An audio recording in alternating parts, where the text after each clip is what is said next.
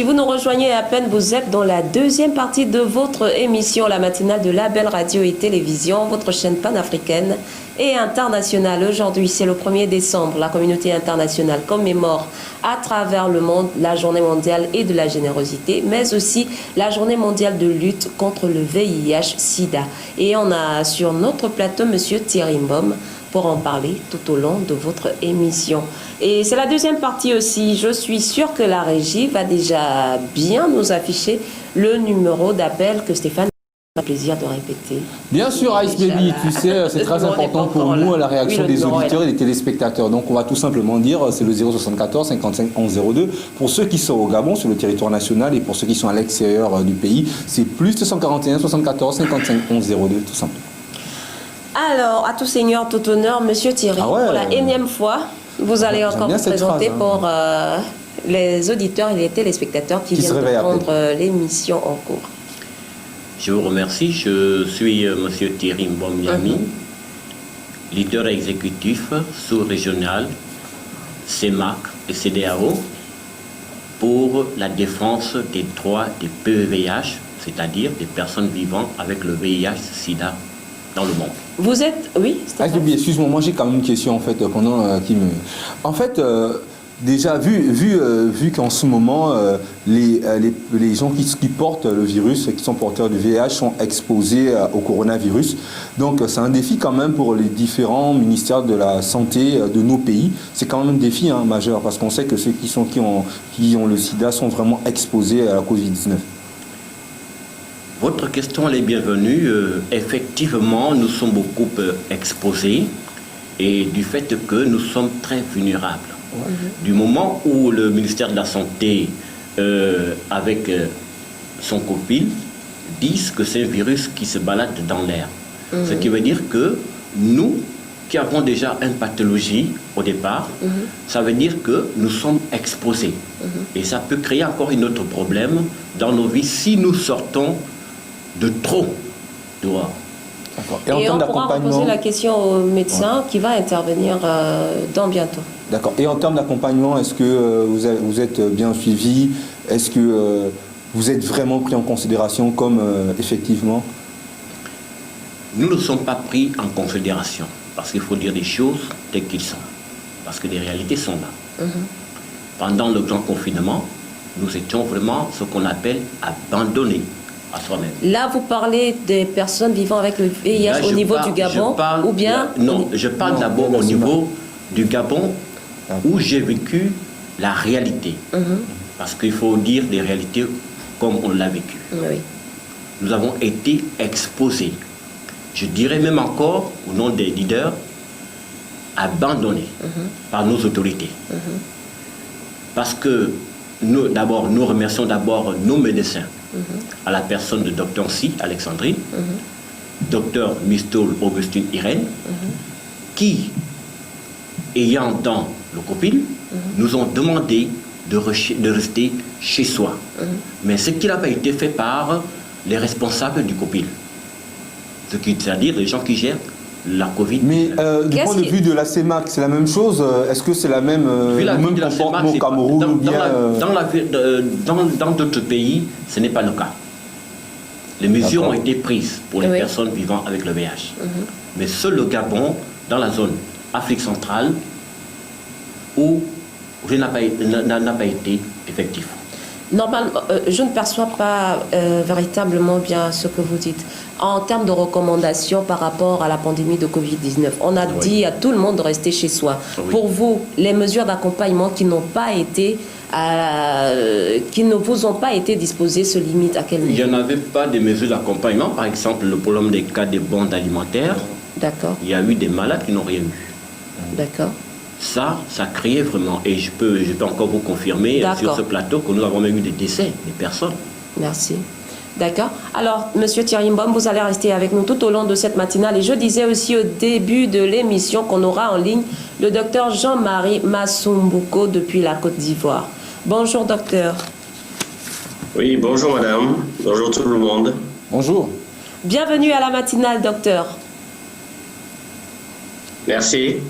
Alors, pour ceux qui ne vous connaissent pas, présentez-vous brièvement. Nous savons que vous êtes un acteur dans la lutte contre le VIH-Sida, qui est Dr Massomboko Jean-Marie. Merci.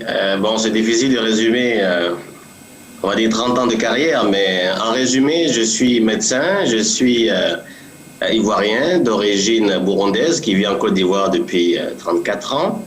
Et je suis engagé depuis la lutte contre le sida depuis 25 ans. D'accord.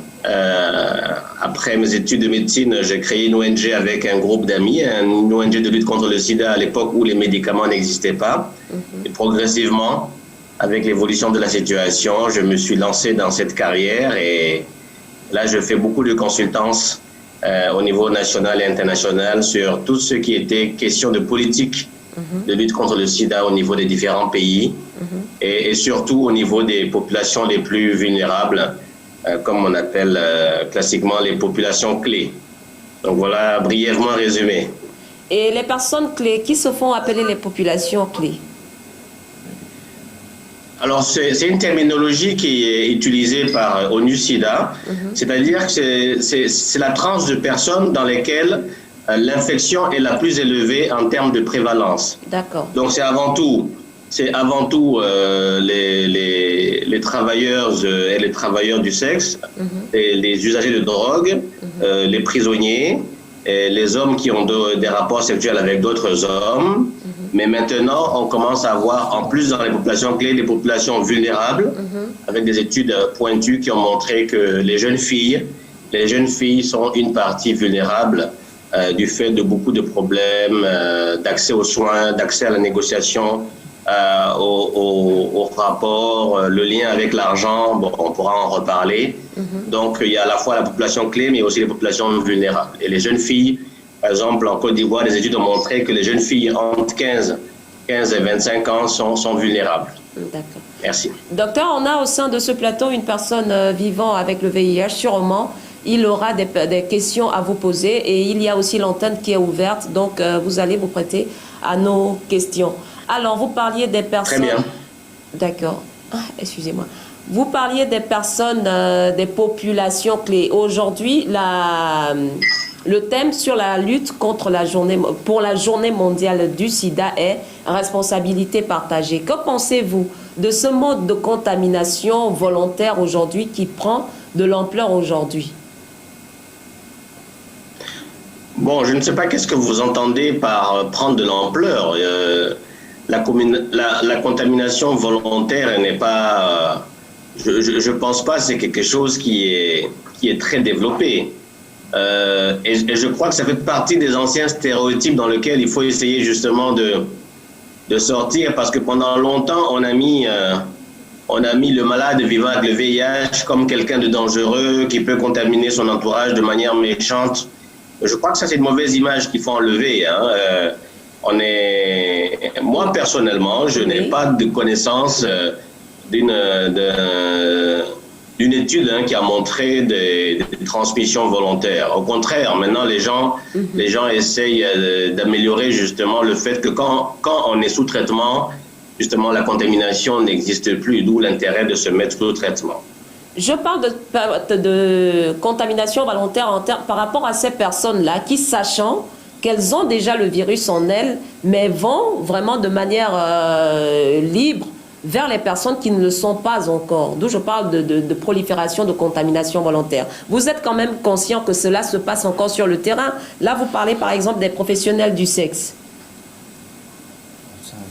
Oui, alors, il faut comprendre.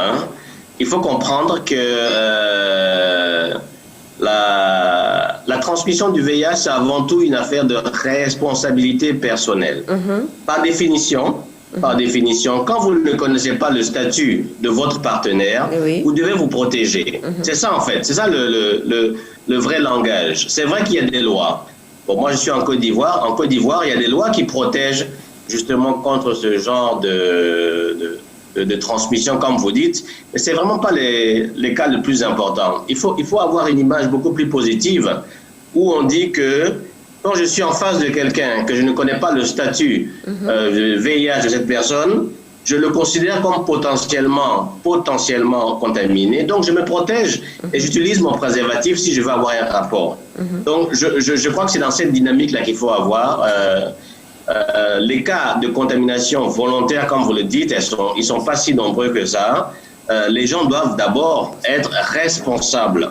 On doit être responsable. Quand on est adulte, on doit être responsable de sa sexualité et donc se protéger quand on ne connaît pas le statut de l'autre. Et maintenant, quand on est infecté ou qu'on est dans une relation, dans une dynamique de relation de couple, on doit avoir le courage d'informer son ou sa partenaire. Et il y a des formations pour ça et des encadrements pour ça. Et au fait, j'aimerais simplement donner un élément d'ajout par rapport à ce que vient de dire le médecin là tout à l'heure. Et il faut savoir que les personnes qui contaminent des personnes involontairement, c'est aussi des personnes qui n'ont pas encore accepté réellement leur statut. Parce que ça aussi c'est un problème de manque de sensibilité. Et donc, il va falloir qu'une chose, c'est là où nous pourrons dire que les centres de prise en charge, ceux qui sont en charge de sensibilisation, doivent faire correctement leur travail. D'accord, merci. Stéphane, la question au docteur. Bonjour docteur. Oui, bonjour. Moi, j'aimerais savoir comment ça se passe un peu, vu que la pandémie du coronavirus prend vraiment beaucoup de temps pour les médecins. Et comment ça se passe du côté de la Côte d'Ivoire pour la prise en charge des malades vivant avec le VIH? Merci beaucoup. C'est vraiment une question très importante. Parce que de manière générale, la pandémie du Covid, elle a eu un impact sur la lutte contre le sida, essentiellement dans la perturbation de ce qu'on appelle le système sanitaire. D'accord. Des études ont été menées, notamment par ONU, d'un réseau de personnes vivant avec le VIH, qui ont montré que les personnes vivant avec le VIH ont peur d'aller à l'hôpital, de se faire d'abord infecter éventuellement par le Covid, sachant qu'eux-mêmes, ils sont déjà fragilisés par leur traitement. Donc, on a eu une sous-fréquentation de centres de santé. On a eu également des répercussions d'ordre économique sur des populations qui sont déjà un peu vulnérabilisées. Et donc, en fait, la pandémie du Covid est venue toucher indirectement, on va dire, les personnes vivant avec le VIH par d'abord la crainte de se faire suivre. Donc, qui dit crainte de se faire suivre, ça veut dire que si on a un problème médical, on ira moins vite à l'hôpital pour faire un bilan de sang ou bien un examen clinique. Et maintenant, ceux qui sont dans les circuits informels, où on sait que quand bien même les médicaments dans la plupart de nos pays sont gratuits du fait de la collaboration internationale, il faut vivre, il faut manger, et ça a eu des répercussions. Donc c'est vraiment quelque chose qui a été analysé, et au niveau national de la Côte d'Ivoire, il y a eu un plan, il y a eu ce qu'on appelle un plan de contingence Covid qui a été amené à renforcer le système d'information, l'accès aux soins, et voir aussi quels sont les mécanismes, par exemple, de soins différenciés qui permettent de donner, par exemple, des traitements plus longs pour que la personne n'ait pas à faire beaucoup de déplacements, par exemple, pour venir à l'hôpital. C'est un des exemples. Merci. Docteur, la question, est-ce qu'il n'y a pas une stratégie par rapport à cette situation? J'ai pas bien compris la question. Est-ce qu'il n'y a pas? Je dis, est-ce qu'il n'y a pas une stratégie par rapport à cette situation, par rapport à ce que vous venez d'expliquer là tout à l'heure? Oui, la stratégie, c'est que la personne n'arrête pas son traitement. Le plus important quand on est infecté par le VIH, c'est ce qu'on appelle l'observance. C'est la qualité de prendre son médicament tous les jours. Maintenant, les médicaments se prennent vraiment de manière facilement. En général, c'est un comprimé le matin et un comprimé le soir. Mais par contre, c'est un traitement chronique. Il ne faut pas l'arrêter. Donc, il faut mettre des mécanismes pour que justement ce traitement soit disponible, accessible et surtout qu'il puisse être pris en continu.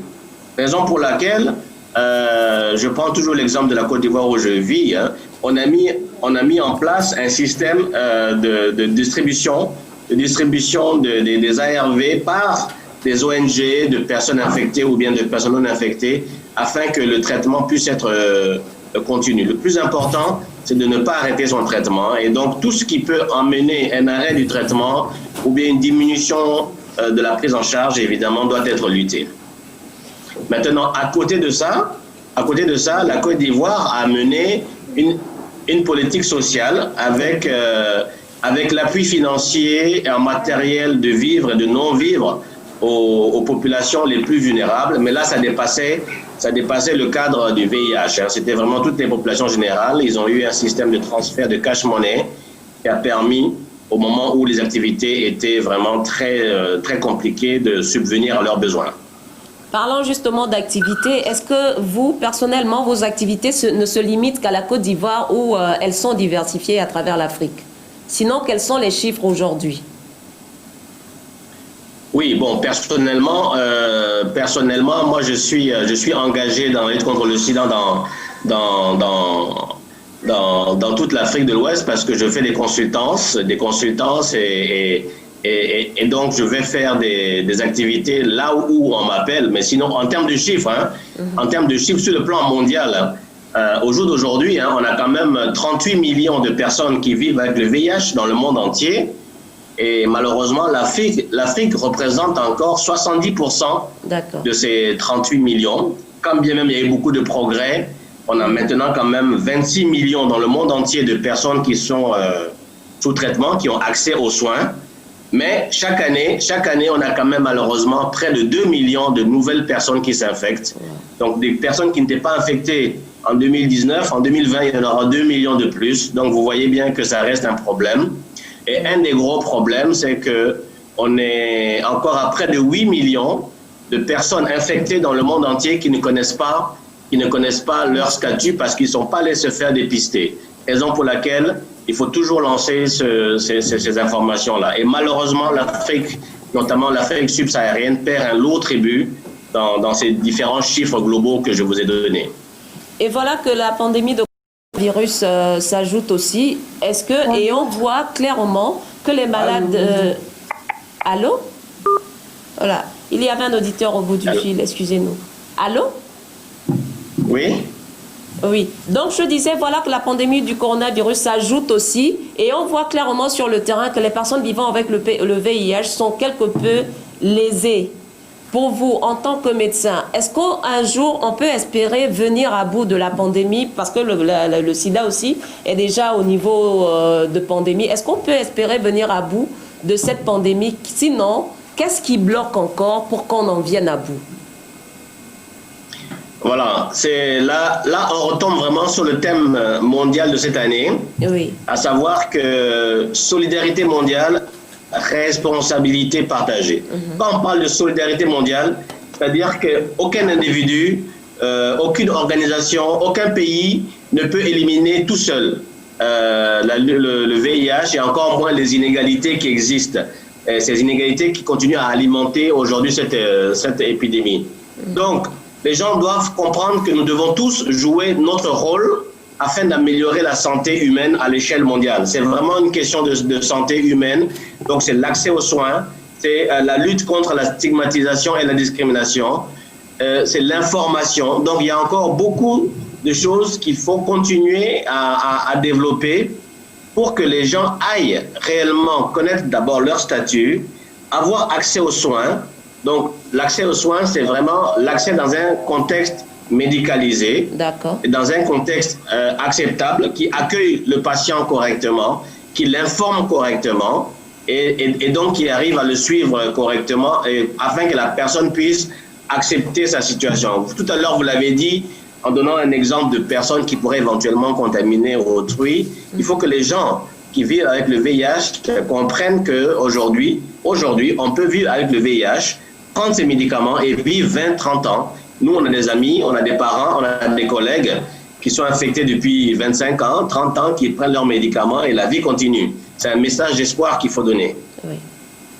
En termes de recherche, Pour vous qui êtes médecin, qu'est-ce qui est véritablement mis sur le terrain aujourd'hui en termes d'accompagnement médical pour les personnes vivant avec le VIH? Jusque-là, on entend parler des antirétroviraux. Est-ce qu'il y a un nouveau produit sur le marché? Est-ce que ce produit est accessible à tous? Parce que c'est l'un des problèmes aussi. On a du mal à se faire suivre. On a du mal aussi à acquérir des produits. Alors, déjà, ce qu'il faut reconnaître, c'est qu'on a fait une avancée scientifique extraordinaire. Oui. Ça veut dire quoi? Ça veut dire qu'aujourd'hui, nous avons des traitements qu'on appelle la trithérapie. Oui. C'est la combinaison de 3 médicaments dans un seul comprimé qui vous permettent de bloquer la multiplication de votre virus, qui fait de vous, personne vivant avec le VIH, quelqu'un qui a une maladie chronique comme le diabète, comme l'hypertension. Quand vous êtes hypertendu ou bien quand vous êtes diabétique, tous les matins ou tous les soirs, vous prenez votre petit médicament pour contrôler votre tension. C'est la même chose aujourd'hui. Le VIH est devenu une pathologie chronique quand l'accès aux soins existe. Les combinaisons sont souvent soutenues dans la plupart des pays en voie de développement par des partenaires internationaux. Un des plus grands qui finance et qui appuie les programmes sanitaires dans nos pays africains, c'est le Fonds mondial, le Global Fund, ainsi que le PEPFAR, qui est une activité du gouvernement américain, et qui font que l'accès de ces médicaments-là sont souvent, une partie en tout cas, est souvent offerte gratuitement pour les pays. Mais évidemment, donc, c'est acheté par eux. Mais maintenant, les pays africains achètent eux-mêmes de plus en plus de médicaments. Ce qu'on doit comprendre vraiment, le message qu'il faut que ce soit clair, c'est qu'aujourd'hui, on a une solution qui est de faire du VIH une maladie chronique. Ça veut dire que maintenant, on ne doit plus mourir du VIH. Quelqu'un ne doit pas être ignorant et penser que j'ai peur de faire mon dépistage et donc je préfère ne pas savoir. Non. Maintenant, il faut connaître son statut parce qu'en face, on a un traitement qui vous permet de vivre un traitement. Non, c'est pas facile à vivre, c'est le témoignage. C'est facile à dire. C'est facile à dire qu'à faire. Non, pas du tout. Demandez à ceux qui ont déjà fait. Moi, j'ai déjà fait mon test. Je ne sais pas si vous l'avez déjà fait. J'espère que vous avez déjà fait votre test. La première chose à faire, c'est de connaître son statut. D'accord. Justement, vous parlez. Pardon? On vous écoute. Allô, bonjour. Vous avez des questions pour le docteur, s'il vous plaît? Oui. La personne est Moi, j'ai partie. une question, docteur. Oui. J'aimerais savoir, j'ai bien entendu l'analyse sur l'apport de la communauté internationale, tout ça, mais qu'en est-il des chercheurs africains? Est-ce qu'on a confiance aujourd'hui aux chercheurs africains qui se battent tous les jours pour trouver une solution? Est-ce qu'on donne réellement les moyens aux chercheurs africains pour trouver un véritable traitement pour anéantir ce virus? Alors, le micro est un peu loin. Est-ce qu'on peut reprendre sa question? Oui, je disais, là vous m'entendez? Oui, là je vous entends, mais je n'ai pas entendu la question du monsieur qui est sur le plateau. D'accord, je disais, c'est moi. Je disais que, en fait, est-ce qu'on prête vraiment attention aux chercheurs africains qui se battent pour essayer de trouver un véritable traitement pour anéantir le virus? Est-ce qu'on met vraiment un dispositif commun en place pour encourager ces chercheurs africains, en fait? Alors, je ne connais pas la situation de tous les pays, mais il y a des pays comme la Côte d'Ivoire où il existe, au niveau même du ministère de la Santé, une direction de la médecine traditionnelle qui fait des recherches vraiment scientifiques avec des chercheurs africains. Le plus important, c'est que ce soit fait de manière sérieuse et non pas de manière... on va dire empirique, où les gens peuvent dire que moi je soigne alors qu'il n'y a pas de preuves. Donc c'est vraiment une question d'organisation interne. Je sais qu'en Côte d'Ivoire, au niveau même de l'université de pharmacie, il y a un bloc de recherche qui s'occupe à analyser certaines plantes africaines qui peuvent avoir telle ou telle action sur tel ou tel virus ou bien telle ou telle bactérie. Donc oui, il y a des pays qui sont engagés, mais il faut le faire. Il faut le faire de manière, on va dire, scientifique, sérieuse. Donc je ne connais pas tous les pays, mais je sais qu'en Côte d'Ivoire, il y a un processus dessus. Au fait, docteur, la question que j'aimerais vous poser, c'est quelque chose qui passe trop dans les réseaux sociaux. Bon, et comme je suis le genre de personne Il faut parler un peu plus fort, je n'entends pas bien la question. Bien devant le micro. C'est quelque chose qui se passe souvent dans les réseaux sociaux qui disent que actuellement, au niveau du plan international, c'est-à-dire que l'OMS a déjà trouvé un vaccin qui pourrait déjà anéantir le virus. Que pensez-vous de cette situation, de cette affaire? Non, écoutez, pour l'instant, il y a plusieurs projets vaccinaux, mais il n'y a aucun qui est encore assez efficace pour être commercialisé. La recherche contre le vaccin du VIH existe depuis des années, mais l'efficacité n'est pas encore assez prouvée pour être divulguée. Il y a ce qu'on appelle des essais qui sont à plusieurs niveaux. Il y en a 3 ou 4 au niveau international qui sont déjà à des phases 3 pour voir l'efficacité chez l'homme. Mais on se rend compte que la difficulté du VIH, c'est de trouver ce fameux anticorps qui sera efficace pour bloquer le virus. Parce que le principe de la vaccination, de manière générale, pour faire simple, quand on vaccine quelqu'un, on lui injecte la maladie, on va dire, atténuée, pour que son système de défense puisse reconnaître la maladie et créer des anticorps pour bloquer au cas où la vraie maladie arrive. Dans le cas du sida, on a des anticorps qui sont inefficaces. Donc, quand on fait un test de dépistage rapide au bout du doigt, on cherche des anticorps. Donc, nous sommes dans une situation où on a des anticorps, mais ces anticorps sont inefficaces. Donc, la recherche vaccinale, c'est d'essayer de trouver un anticorps efficace qui arrive à bloquer le virus. Donc, la recherche est continue. Plusieurs pays sont dessus. Il y a des tests en Afrique du Sud, des tests en Thaïlande, des tests dans d'autres pays, aux États-Unis. Mais scientifiquement, on n'a pas encore abouti à trouver un vaccin efficace à ce jour. Ça viendra certainement, mais pour l'instant, on n'y est pas. Alors, docteur, étant africain, on remarque que de plus en plus de personnes ont souvent recours à la médecine traditionnelle. Vous, en tant que médecin, que pensez-vous de cette combinaison de médecine traditionnelle et moderne? Est-ce fiable pour ces personnes malades? Il faut rester prudent. C'est-à-dire que la médecine traditionnelle a montré des résultats dans tel ou tel domaine. Et c'est pour ça que moi, en tant que médecin, on va dire médecin classique, je préfère être très prudent. Parce que malheureusement, j'ai vu des gens qui ont arrêté leurs médicaments classiques pour se lancer dans la médecine traditionnelle et qui sont revenus mourants à l'hôpital. Donc moi, ce que je dis à mes patients, c'est que vous avez un médicament qui est efficace, qui vous permet de continuer à vivre. Maintenant, je ne vous empêche pas d'aller voir X ou Y, mais le plus important, c'est de ne pas arrêter votre médicament. Et maintenant, raison pour laquelle il faut sensibiliser aussi les gens pour que la notion de santé soit une raison personnelle. Moi, je ne dis pas que la médecine traditionnelle ne marche pas. Je n'ai pas assez de recul. Nous n'avons pas assez de recul scientifiquement pour montrer l'efficacité dans tous les domaines. On sait qu'il y a des traitements qui existent sur telle maladie. On a fait des expériences sur le paludisme qui ont montré des feuilles africaines qui soignent bien le palu. Ça, on le sait.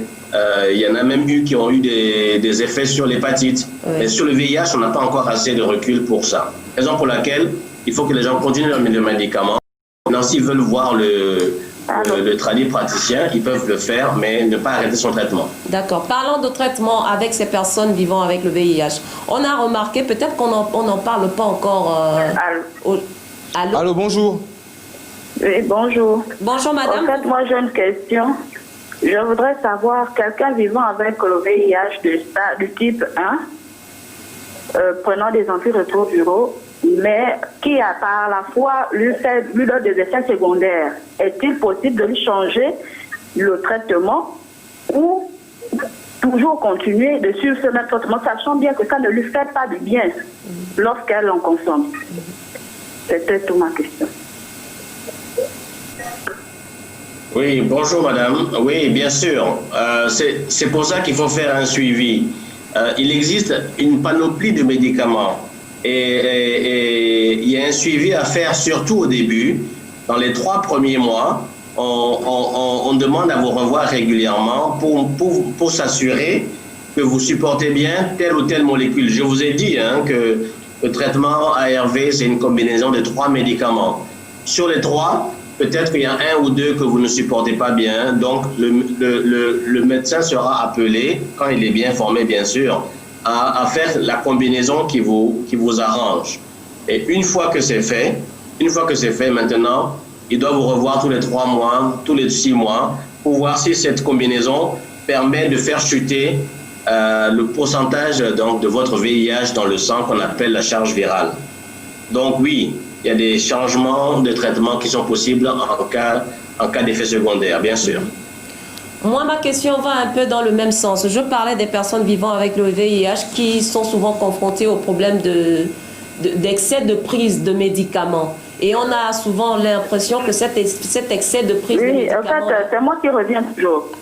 Bon, je vais garder mon nom par discrétion. Au fait, je suis une infectée du type 1.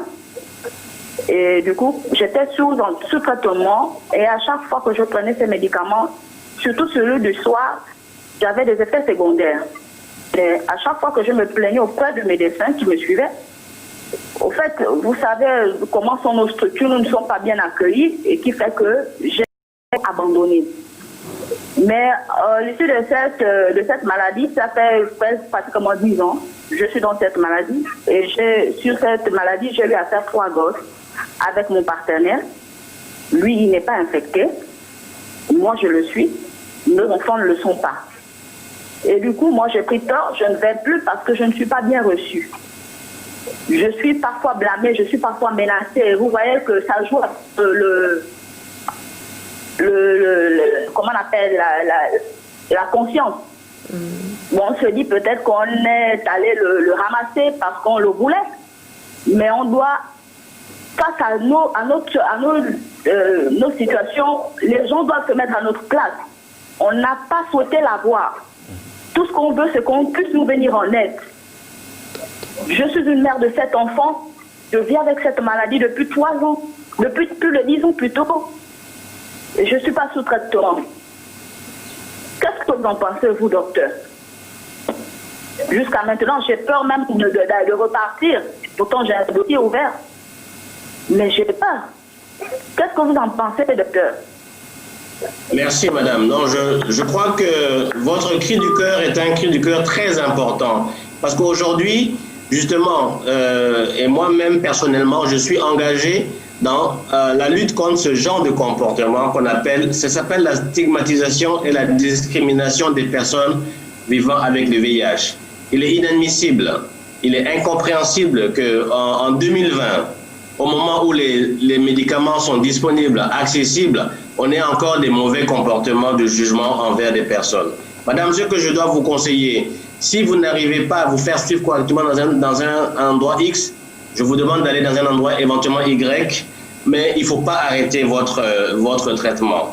Le plus important, c'est de ne pas arrêter son traitement. Je comprends, Je comprends que psychologiquement, c'est dramatique, c'est malheureux qu'on ne vous reçoive pas bien. Et malheureusement, on a encore dans notre société, ce n'est pas seulement la structure de santé, mais c'est aussi la famille, c'est aussi les collègues, ce sont les amis qui ont souvent un regard négatif sur les personnes infectées. Mais c'est inadmissible qu'on n'ait pas accès aux soins alors que ça fait partie d'un droit. L'accès aux soins est un droit humain.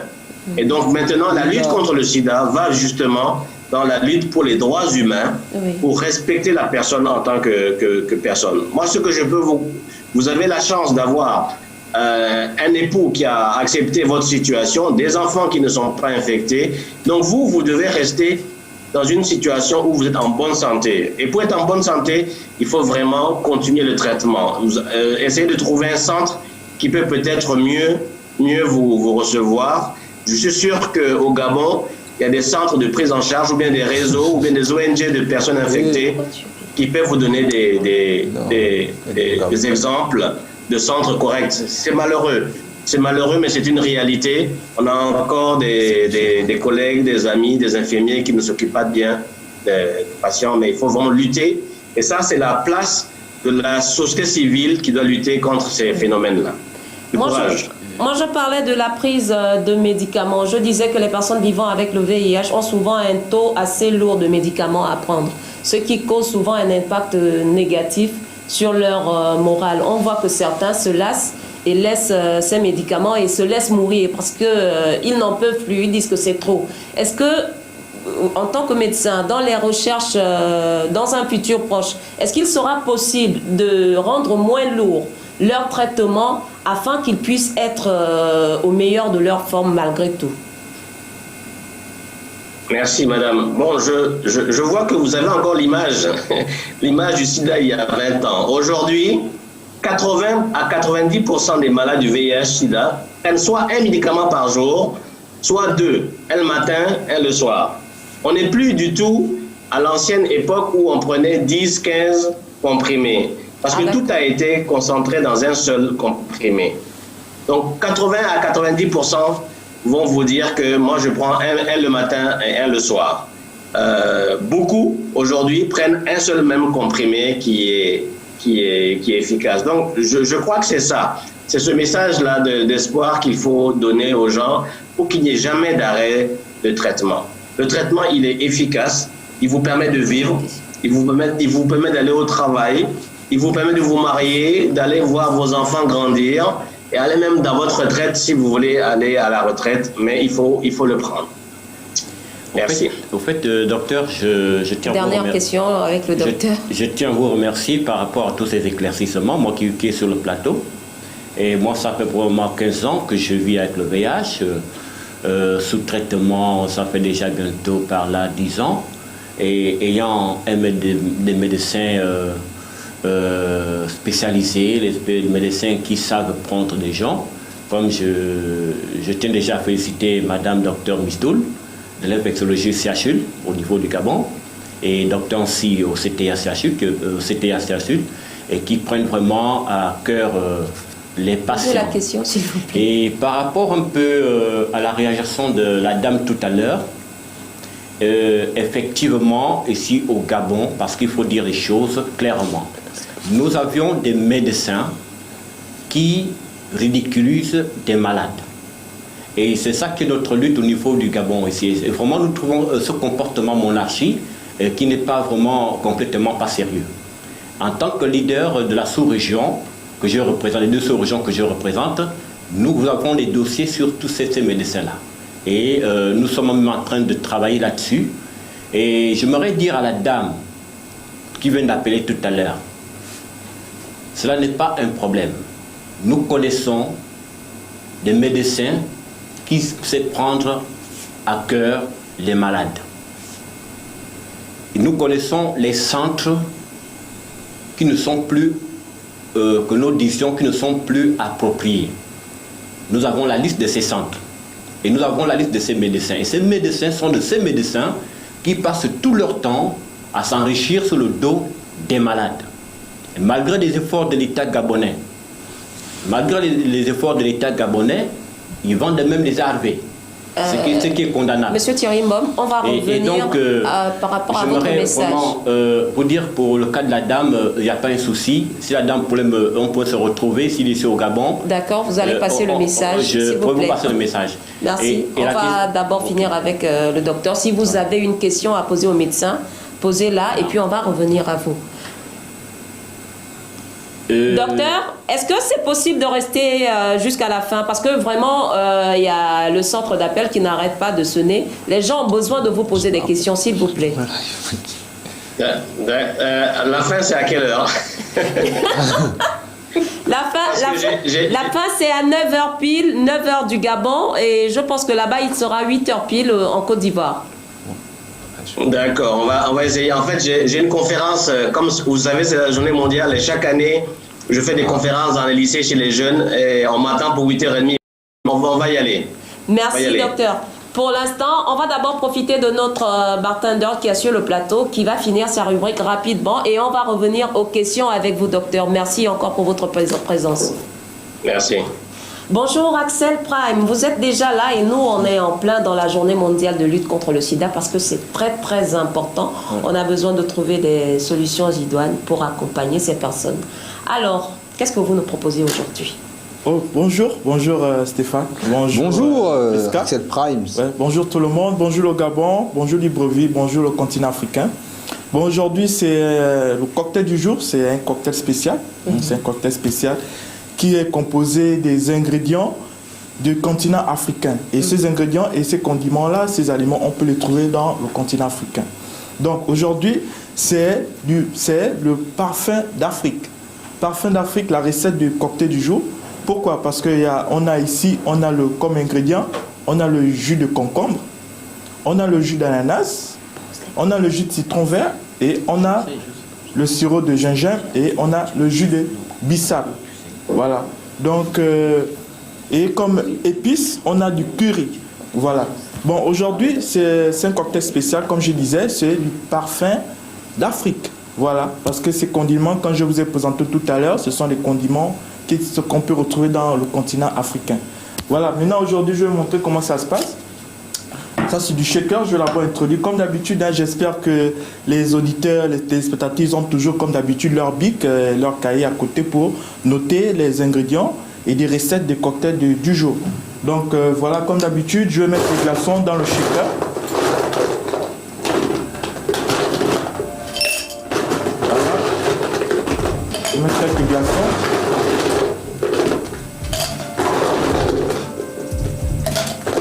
Voilà, je vais introduire les ingrédients. Le jus de concombre.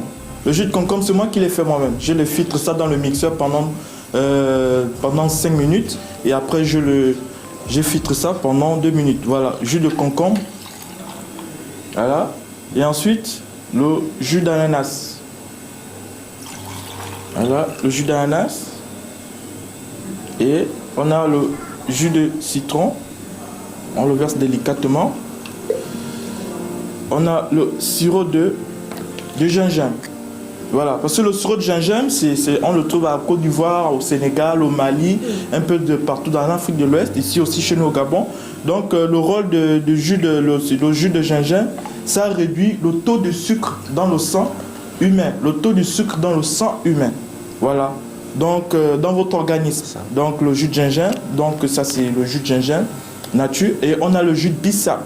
Le jus de bissap, on peut le trouver partout en Afrique dans le continent. Voilà, une dose de jus de bissap. Parce que le jus de bissap, ça joue un rôle aussi dans le corps humain, dans votre organisme. Ça a de l'amertume. Ça a de l'amertume dans votre corps et puis ça vous donne la forme. Donc voilà, après on va le shaker. On va shaker les ingrédients que j'ai introduits dans le shaker. Voilà.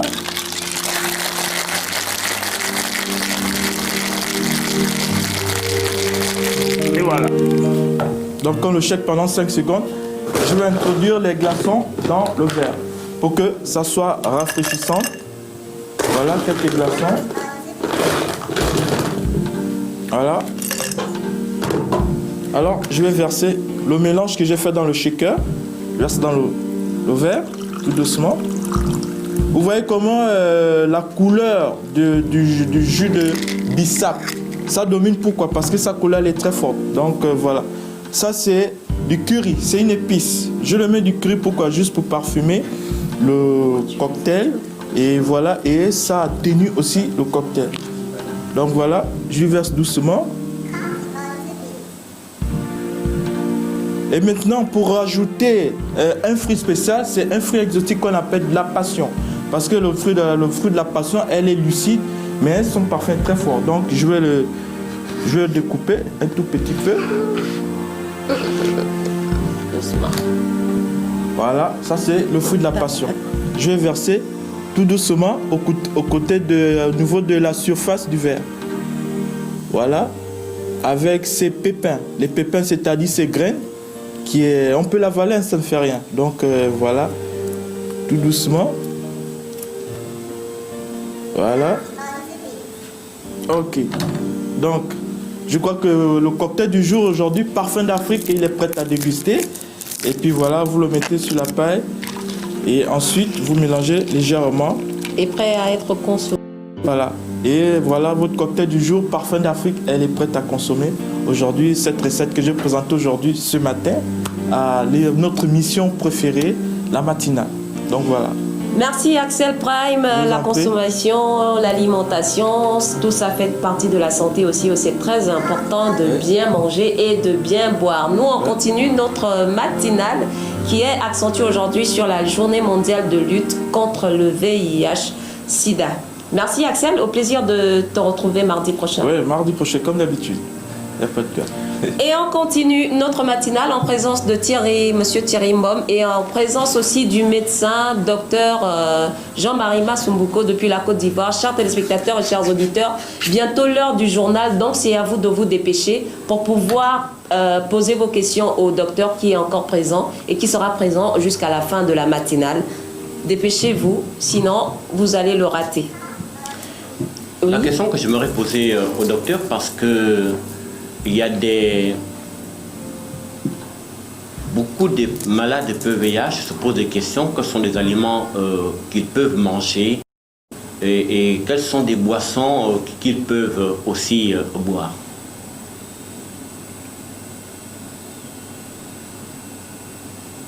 Bien. En fait,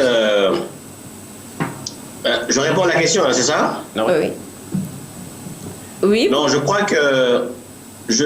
qu'il n'y a pas de restriction. Le plus important, comme dans la plupart des maladies chroniques, c'est d'éviter les excès. C'est-à-dire que tout ce qui agresse le corps, et les gens savent, c'est l'excès d'alcool, c'est le tabagisme, ce sont les drogues. Ceci-là, évidemment, ça empêche une immunité de se faire correctement. Donc, maintenant, le reste, une personne qui vit avec le VIH, si elle n'a aucun souci alimentaire, elle peut manger tout ce qui est bon lui fait. Alors, il faut simplement savoir que comme toute personne, à partir d'un certain âge, par exemple, quand vous êtes au-delà de 45 ans, 50 ans, et ça n'a rien à voir avec le VIH, il faut faire attention au sucre, il faut faire attention à l'excès d'huile. Mais ça, ce sont des choses qui sont des choses naturelles, mais qui ne sont pas simplement liées à votre situation de personne vivant avec le VIH. Donc, c'est une hygiène de vie. Ça veut dire quoi? Ça veut dire un sport régulier, maintenir son corps et son cœur en bon état, faire de la marche régulièrement. Sinon, quand on est plus jeune, bien plus sportif, faire un sport plus cardio-tonique. Mais c'est une hygiène de vie naturelle et simple, qui n'est pas du tout spécifique à la maladie. Et ça, c'est important à comprendre. Je voudrais juste revenir sur le témoignage. Il y a quelqu'un qui a parlé pour venir en appui à la dame. C'est vraiment un très bon témoignage. Bon, je n'ai pas retenu le nom. Je ne sais pas si la personne était en ligne ou bien sur le plateau. C'est vraiment ce genre d'exemple de solidarité qu'il faut montrer. À savoir que quand on est infecté, on peut donner des conseils à d'autres personnes, mais aussi on peut s'engager de manière militante dans des organisations pour faire changer les choses. Il existe des lois pour protéger et pour punir contre la stigmatisation et la discrimination. En Côte d'Ivoire, il y a une loi VIH qui justement punit ce que la femme a subi. Il y a une dame qui a témoigné pour la manière dont elle a été mal reçue, maltraitée, discriminée du fait de sa maladie. Il y a des lois qui existent et il faut utiliser le système juridique quand il existe évidemment, et quand il n'existe pas, il faut faire des plaidoyers pour que ce genre de loi puisse protéger les malades. Merci. Et j'aimerais savoir aussi, parce qu'il y a certains malades qui disent que du fait qu'il va à l'église tout le temps, et dès lors que le pasteur lui demande d'arrêter le traitement parce qu'il est guéri. Que pensez-vous de cette réflexion, de cette idée?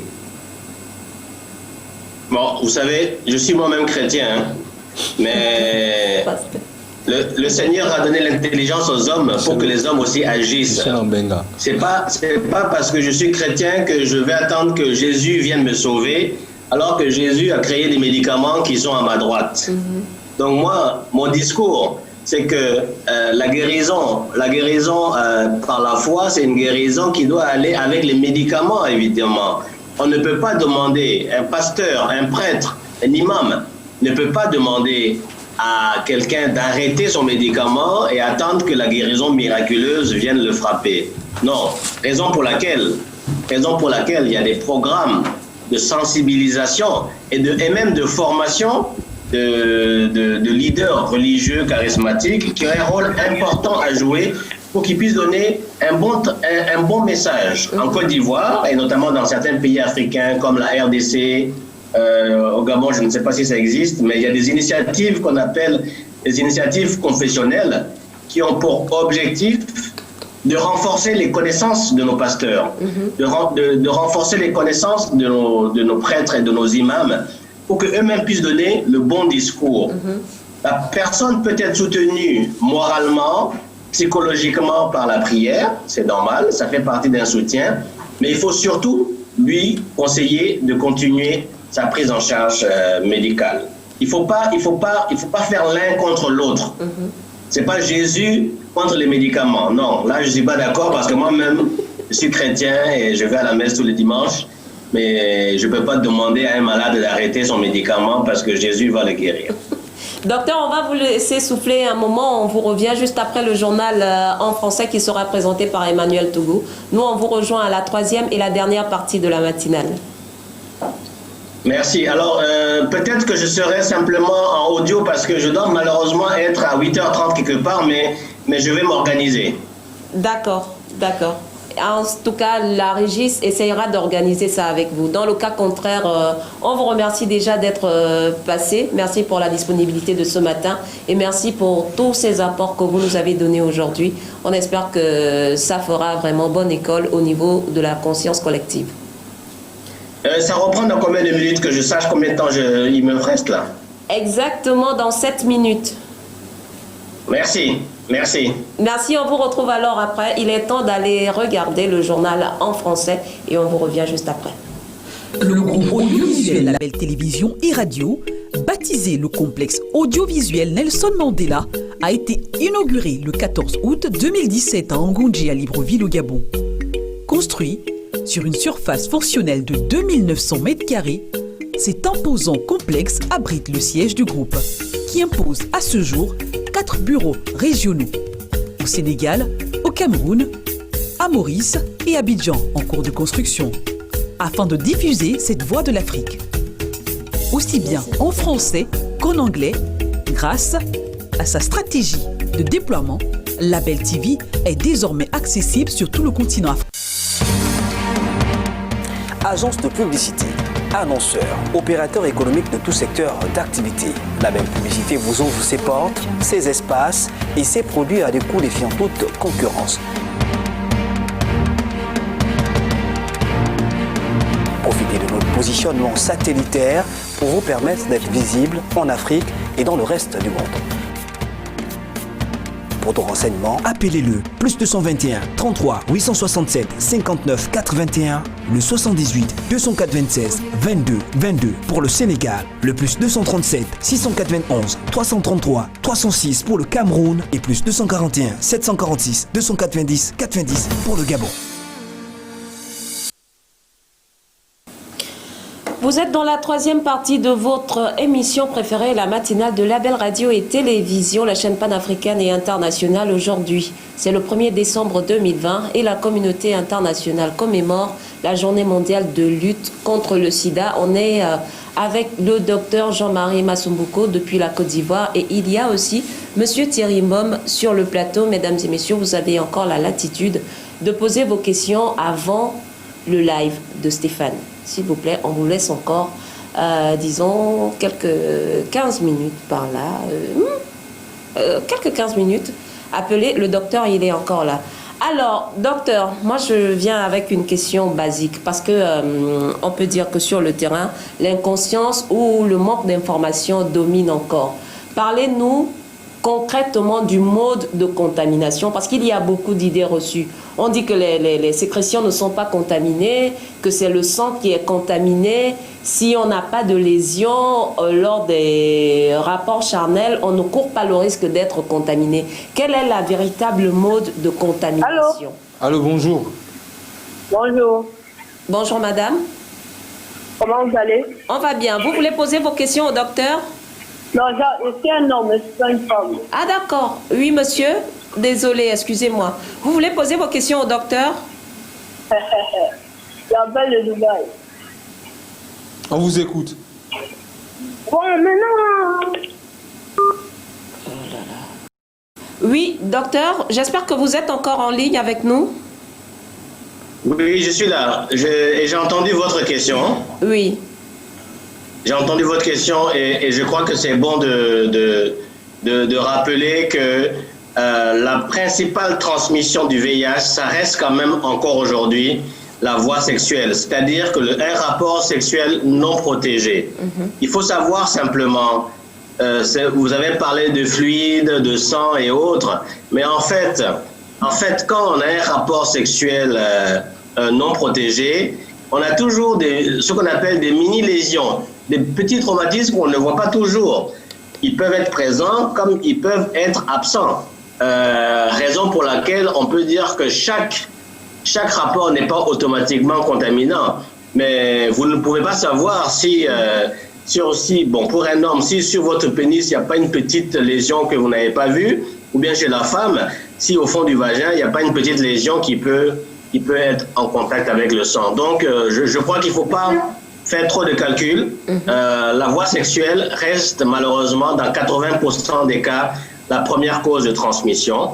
Elle est suivie ensuite par ce qu'on appelle la voie sanguine. La voie sanguine, c'est le contact de deux sangs avec soit des objets souillés ou bien des objets tranchants. C'est le cas, par exemple, c'est ceux qui s'injectent de la drogue et qui se partagent la seringue. C'est le cas de ceux qui partagent, par exemple, les mêmes lames de rasoir où il y a du sang dessus. Et enfin, la troisième voie, c'est la transmission d'une maman infectée vers son enfant. Mais là aussi, la science a fait beaucoup d'évolutions et cette transmission, elle n'est plus systématique quand la maman prend correctement ses médicaments. Donc, trois grandes voies, c'est essentiellement la voie sexuelle qui est ça. Merci. Docteur, la question que j'aimerais vous poser, c'est par rapport, c'est une question que beaucoup des malades de VIH se posent souvent parce qu'ils ne voient jamais leur CD4 augmenter. Cela peut être dû à quoi? Alors, normalement, l'examen le plus important, c'est pas le CD4, c'est la charge virale. Je ne sais pas si au Gabon, vous avez accès à la charge virale. La charge virale, c'est la capacité que le virus a à se multiplier. Normalement, c'est par là qu'on peut savoir si l'évolution d'une maladie se fait correctement. Une personne vivant avec le VIH doit avoir au moins entre 3 et 6 mois de traitement, avoir une charge virale qui est devenue ce qu'on appelle indétectable. Ça veut dire que le virus, il existe, mais il ne se multiplie plus. Donc, comme le virus n'arrive plus à se multiplier, automatiquement, les CD4 doivent remonter et l'organisme doit reprendre de sa vigueur. Donc, les CD4 ne sont plus un examen de suivi. J'espère qu'au Gabon, et je suis sûr qu'il y en a, il y a des examens de charge virale disponibles. Et c'est la charge virale qui est importante. Docteur, on est dans une société où on peut courir le risque de tomber sur des prédateurs sexuels. Je parle des personnes violées. Est-ce que lorsqu'une personne a été, par exemple, violée sur le coup, est-ce que dans le monde de la médecine, on a la possibilité de trouver, par exemple, des médicaments qui peuvent faire en sorte que si cette personne a été violée et a été infectée par son violeur, dans les minutes qui suivent ou les heures qui suivent, qu'on puisse lui donner quelque chose pour que, au cas où elle aurait été infectée, la maladie ne puisse pas prendre forme dans son corps. Je parle aussi de ces personnes-là qui vont, par exemple, dans les salons de beauté. On a accès à des objets tranchants qui ne sont pas les nôtres, au cas où l'un des objets était souillé et que par la suite, on a été infecté. Quels sont les premiers gestes qui peuvent nous sauver? Merci beaucoup de poser cette question qui est importante. Je prends surtout le cas du viol, l'exposition au viol. On a aujourd'hui ce qu'on appelle le traitement post-exposition, le traitement après exposition. D'accord. C'est un protocole qui est vraiment scientifique, c'est-à-dire que une fois que vous avez subi une agression sexuelle sans protection, ou bien si un médecin, un chirurgien se pique avec une aiguille d'une personne qui ne connaît pas le statut, il a 48 heures pour commencer un traitement de prophylaxie. Ça veut dire quoi? Ça veut dire qu'il doit d'abord faire son test le même jour. Donc, si la personne a été violée, elle doit aller à l'hôpital le même jour, faire un test de dépistage. Et si elle est séro-négative, ça veut dire qu'elle n'a pas encore été infectée, on doit lui donner un traitement pendant 1 mois pour éviter que le virus potentiel qui est peut-être rentré en elle puisse ne pas se multiplier. Et ce traitement, il est efficace. Il est efficace aussi pour les médecins, les chirurgiens qui se piquent. Et le plus important, c'est de le faire dans les 48 heures. On a 48 heures, donc 2 journées pleines pour éviter que le virus commence à se multiplier. Justement, alors, si malheureusement on dépasse les 48 heures et qu'on fait 1 semaine, à ce moment-là, c'est un suivi classique qu'il faut faire à partir de son test de dépistage. Justement, ce traitement prophylaxie, est-ce qu'il est accessible dans toutes les pharmacies africaines et est-ce qu'il est à la portée de toutes les bourses? Alors, il est gratuit normalement dans tous les pays qui sont soutenus, comme le Gabon, par le Fonds mondial ou bien le PEPFAR. Ce sont les mêmes médicaments que la trithérapie. D'accord. Ce ne sont pas des médicaments différents. Ce sont les mêmes médicaments qu'on donne pendant 1 mois simplement, le temps du suivi. Donc, en Côte d'Ivoire, c'est gratuit. Je suis sûr qu'au Gabon, si vous demandez à ceux qui s'en occupent, ils vont vous dire que c'est gratuit dans les centres de santé. En général, il y a toujours dans un centre de santé 1 ou 2 personnes responsables de ce qu'on appelle ce traitement post-exposition. Alors, on voit que les téléspectateurs et les auditeurs ne réagissent plus. Monsieur Thierry Mbom, vous avez une autre question avant que je ne pose la dernière question et qu'on dise au revoir au médecin et finir avec vous. Ce ne serait pas une question en tant que telle, c'est juste dire merci au médecin, au docteur, pour tous ces éclaircissements, parce que beaucoup de PVH sont ignorants dans beaucoup de secteurs et beaucoup vivent dans le sens du désordre. D'accord. Et je crois qu'avec toutes les explications qui ont été données par le docteur, je crois que tout a été clair. Et pour revenir et finir avec le docteur Jean-Marie Massombouko, pour revenir à vos activités personnelles, est-ce que vous pouvez nous parler de la PACI, la PACSI et où en êtes-vous aujourd'hui en termes de recherche contre la lutte contre le VIH-Sida, pardon. Merci. En fait, j'étais avant à PACSI, mais je ne suis plus à PACSI. Je suis consultant indépendant maintenant. D'accord. Je travaille avec ONU-SIDA actuellement. Mais en matière de recherche, nous avons mis en œuvre un programme qu'on appelle la PrEP. La PrEP, c'est ce qu'on appelle la prophylaxie pré-exposition.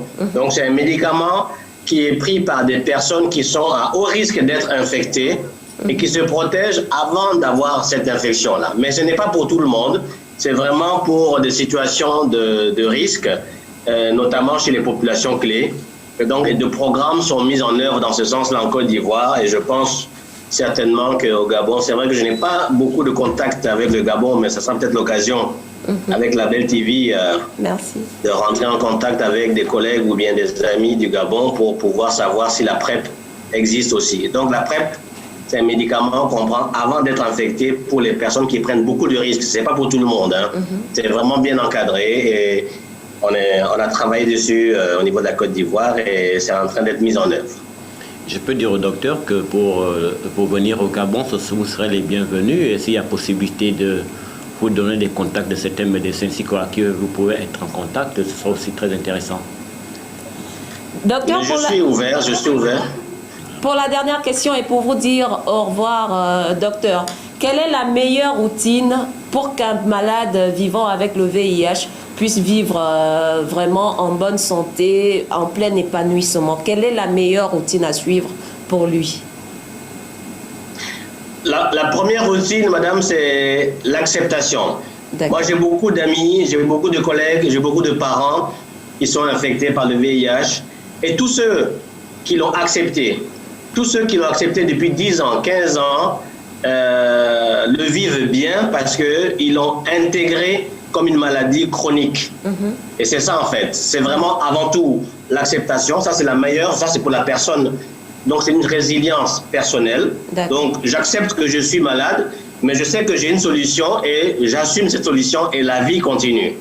Maintenant, autour d'eux, il faut créer un environnement et ça, c'est le rôle de notre société, c'est le rôle de la TV, de donner des bons messages pour qu'il n'y ait plus des phénomènes de discrimination et de stigmatisation et qu'on n'entende plus vraiment comme ce qu'a dit la dame, qu'on peut encore recevoir en 2020 négativement un malade parce qu'il est infecté par le VIH. Il faut se battre contre ce mauvais comportement parce que le VIH est une maladie chronique, on vit avec et la vie continue.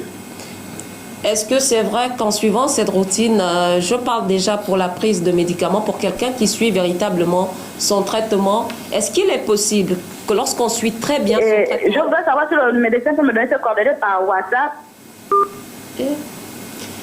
Est-ce que moi la dame demandait vos coordonnées par WhatsApp. Moi, je posais la question, je voulais savoir, est-ce que c'est possible qu'après avoir bien respecté son traitement, on puisse arriver à un niveau où on arrive chez le médecin et qu'on vous dise que le virus a complètement disparu? Est-ce que la médecine est déjà à ce niveau? Alors, le virus ne disparaît pas, mais il est complètement affaibli. C'est ce qu'on appelle une charge virale indétectable. C'est pour ça que je demandais, je voulais m'assurer qu'au Gabon, vous avez cet examen-là. Et c'est ça qui fait la réussite du médicament. Quand vous prenez un médicament contre le VIH, qu'on appelle les ARV, au bout de 6 mois maximum, vous devez avoir ce qu'on appelle une charge virale indétectable. Ça veut dire que le virus n'arrive plus à se multiplier. Mais par contre, ça ne veut pas dire que le virus a disparu. Vous allez rester séropositif, ça veut dire que le virus est toujours en vous. Mais au moins, le virus ne fait plus de mal à votre organisme. Donc, ça veut dire quoi? Ça veut dire que la vie continue. Vous travaillez, vous avez des enfants, vous allez faire ce que vous voulez. Et c'est ça qui est important. C'est la raison pour laquelle l'accès à la charge virale reste un élément important dans le suivi des patients. Merci docteur pour votre présence aujourd'hui à la chaîne panafricaine Label Radio et Télévision. Et je peux vous assurer qu'à travers votre présence aujourd'hui, à travers Label Radio et Télévision, beaucoup de personnes sont connectées, sont câblées et sont en train de regarder votre intervention. Si vous avez un dernier mot à dire à l'endroit de ces personnes, c'est le moment avant de nous dire au revoir. Merci. Merci beaucoup d'abord à Label TV que je ne connais pas. Maintenant, je suis allé voir votre page Facebook et je serai maintenant un peu plus assidu. Merci. Je crois que nous devons retenir aujourd'hui que la lutte contre le sida, c'est une question de solidarité. C'est une solidarité nationale, mondiale, mais il faut aussi qu'on partage nos responsabilités, à savoir que le VIH n'est pas une malédiction. C'est quelque chose qui peut arriver lorsqu'on n'a pas eu à prendre des précautions. Et tout le monde peut être infecté par le VIH. Il n'y a pas de classe sociale. Il n'y a pas les bons, il n'y a pas les mauvais, il n'y a pas ceux qui ont péché, il n'y a pas ceux... Non, il faut vraiment arrêter d'avoir ce discours négatif. Mais au contraire, voir en face de soi des hommes et des femmes et des enfants qui ont besoin d'avoir une réponse sociétale. Parce qu'au jour d'aujourd'hui, on a des médicaments qui marchent. Maintenant, il faut que la société change de visage. Il est vraiment temps qu'il n'y ait plus de stigmatisation, qu'il n'y ait plus de discrimination à l'égard de quelqu'un qui est infecté. Un malade ne doit plus se cacher parce qu'il a honte d'avoir le VIH. Non, c'est fini ça. Il faut comprendre qu'on rentre dans une dynamique d'une maladie chronique. Et c'est l'exemple des ONG, l'exemple aussi des personnes qui sont infectées, qui ont le courage de montrer que la vie continue, qu'il faut justement renforcer. Et des émissions comme ce que vous faites à Label TV sont des émissions d'information d'ordre général. Il ne faut pas seulement faire le jour de la journée mondiale, mais qu'il faut faire régulièrement pour que les gens aient le bon réflexe, parce que la vie continue. Je vous remercie. C'est nous qui vous remercions, Dr Jean-Marie Masumbuko, et bonne continuation dans vos activités, en espérant vous retrouver dans nos prochaines émissions. Merci encore. Merci. Et à bientôt peut-être. À très bientôt. À bientôt. Alors, revenons à Monsieur Thierry Mbom. Nous sommes presque à la fin de notre émission et vous êtes là, vous représentez les personnes vivant avec le VIH, vous parlez de leurs droits. Un message à donner en cette journée spéciale où on lutte contre le VIH-Sida, où on lutte contre les comportements tels que la stigmatisation, les infections volontaires et autres. Qu'est-ce que vous pouvez dire? Ce que je pourrais dire au nom des leaders que je représente, de la sous-région et des associations du Gabon, c'est que nous devons nous redoubler d'efforts pour une sensibilisation forte, afin que le peuple gabonais en général ou le monde entier puisse être conscient de la maladie. Elle n'est pas comme les gens le pensent. Moi qui vous parle, qui s'exprime devant vous à visage découvert, ce n'est pas une chose facile, mais c'est du fait que j'ai accepté mon statut. Vous vouliez passer aussi un message à la dame qui a appelé? Et par rapport à la dame qui a appelé... il y a beaucoup de personnes qui se retrouvent dans sa situation. Qui se retrouvent dans sa situation. J'aimerais simplement leur dire qu'en tant que résident du réseau de la coalition que je représente des deux sous-régions au Gabon, il y a des meilleurs centres que ceux-là que vous avez fréquentés. Si à lieu de vous les citer, vous avez le CTA CHU, qui est sur la responsabilité de Dr Si, Alexandrie. Vous avez le CTA CNSS, sur la responsabilité de Dr Kiki, épouse Auberteno. Et vous avez l'infectiologie, sur la responsabilité en tant que chef de service de la personne de Madame Dr Mistour Augustine Irène. Ces personnes sont des médecins spécialisés. Ces personnes, ces femmes, sont des femmes de cœur.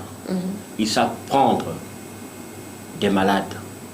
Par rapport à d'autres centres, nous connaissons leurs problèmes et le ministère de la Santé en savent la monarchie qui existe dans d'autres centres. Ça peut être à l'intérieur du pays, comme le centre de CTA d'Ankembo, qui est la plupart des malades qui sont hospitalisés à l'infectologie, parce que ça montre la mauvaise volonté de ce médecin aussi. D'accord. Et nous, où c'est-on, bonne journée de journée mondiale du VIH-Sida. Merci, Monsieur Thierry Mbom, d'être passé. Merci, chers téléspectateurs, à tous ceux qui ont appelé. Merci, Stéphane Cassa. Nous, on se retrouve demain. Et on va clôturer avec le live. On vous retrouve demain lorsqu'il sera 7h. Continuez à suivre nos programmes parce qu'il ne s'arrête pas à la matinale. Ça continue jusqu'au bout de l'heure. On vous laisse avec... On termine avec le live de Stéphane Cassa. On dit au revoir. On se retrouve demain et j'espère que vous avez passé une bonne soirée. À demain.